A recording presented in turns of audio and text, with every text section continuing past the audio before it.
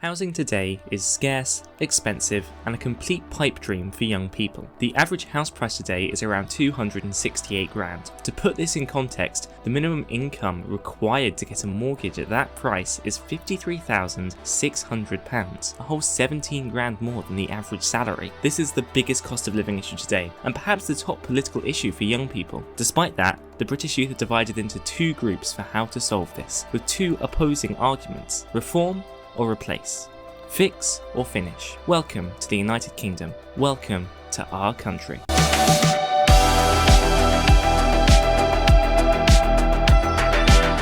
So briefly, the arguments are as follows.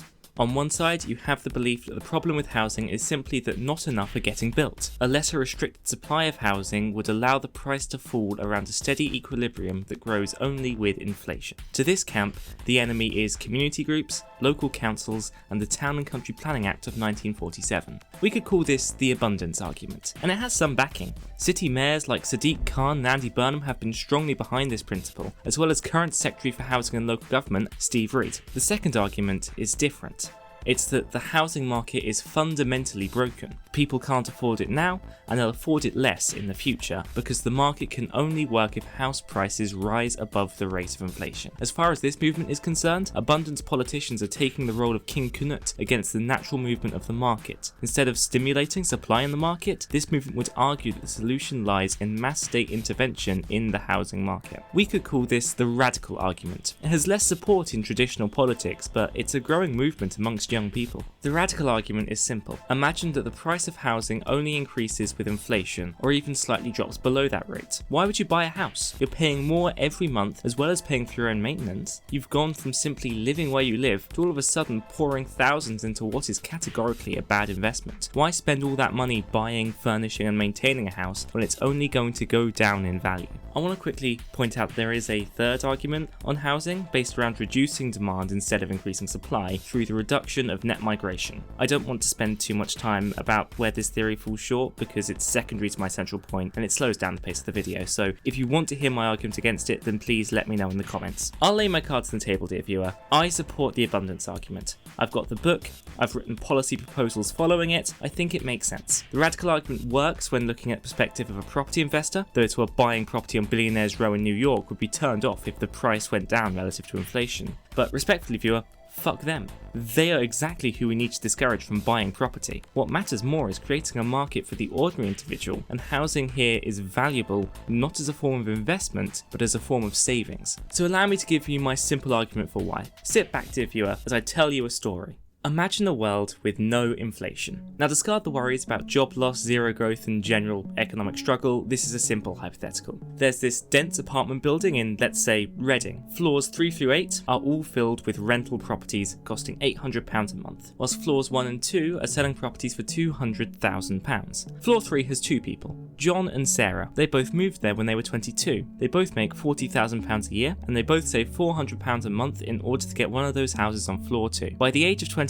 they both have the £30,000 down payment required, so Sarah moves into the property below and begins paying £1,200 a month on her mortgage. John, however, was swayed by the radical argument, so he decides to take that 30 grand and put it away for retirement. He continues to pay £800 a month on rent and saves the extra £400 he would be spending for retirement too. 10 years later, John has an impressive retirement savings of £78,000. Very good for a 38-year-old. He'll be on his way to a reasonably comfortable retirement. Meanwhile, Sarah has only £26,000 remaining on her mortgage. After sleeping with John's wife, their friendship is well over, so Sarah is keen to sell up, and she's been eyeing up this new, more expensive property. She sells the house for the exact same £200,000 it was bought for, pays off the final 26 grand on the mortgage, and takes out another 200 grand, this time on a house that's worth £374,000. This continues every 10 years until they reach the grand old retirement age of 67. John has amassed a retirement savings of £222,000, which will give him a reasonably comfortable retirement unless, God forbid, he wishes to live past 77. Meanwhile, Sarah has a house worth £662,000. Once she pays off the final £56,000 on the mortgage, she'll be left with £607,000. If she were to go to a retirement home, she'd be able to get 3 times as much time there as John would. Or she could downsize, buy a smaller house for £150,000,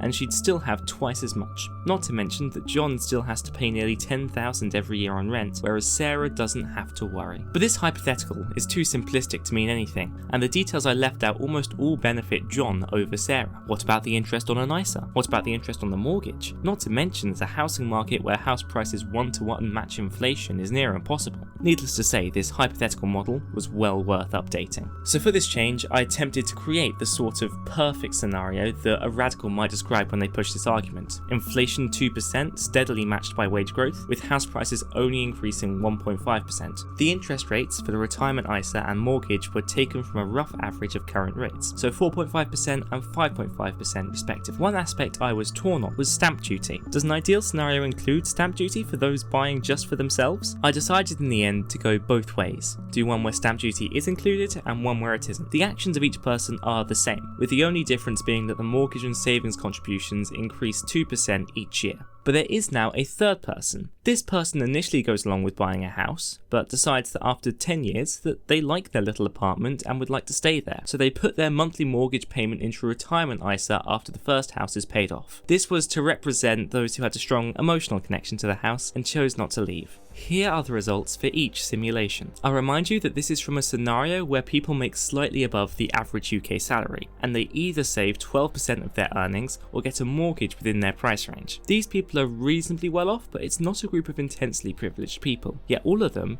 reach retirement with close to £1 million in their account. Theoretically, none of these people would be reliant on the state pension, even when making a salary that's only at the 68th percentile. As of right now, the British government is spending at least £44 billion on people this rich and upwards every year. But of course, the biggest surprise with these numbers is that in this ideal housing market, it is more advantageous to simply buy one house and never progress up the property ladder than to sell upwards every few years. The middle ground option, which I placed there to account for sentimentality, is actually the most economically well off. So this is annoying, right? For one, the property ladder simulation only wins over regular saving in the model without stamp duty, but moreover, the middle ground option ended up being best. This doesn't simply showcase one side trumping the other. This fundamentally changes the question. The perfect housing market might still encourage home ownership, but what happens to the property ladder? So, is the property ladder dead? Well, perhaps not. One aspect worth mentioning is that perhaps my analysis is still too econometric. Sure, the third person was there to account for human emotion in the form of attachment, but what about coveting? Maybe, when choosing between an extra $200,000 at retirement and that lovely kitchen backsplash, people will decide to upgrade anyway. Is the property ladder protected by short-term incentives? This is before you consider the fact that most instances of moving aren't for the sake of the property ladder, but for work or family. When browsing a new place to move to, who wouldn't want to spend that little bit extra on the bigger, nicer place? You can't always be saving for your old age. You'll have no fun when you're still young. But there's one other point to consider: the monthly cost to housing of each kind. One of the core assumptions made to this premise was that the monthly cost of a mortgage was significantly greater than the price of rent. But that's not axiom, and it only feels so natural because of how it's been for the past few decades. So perhaps we shouldn't be so quick to consider such. Take this chart from the BBC in 2023.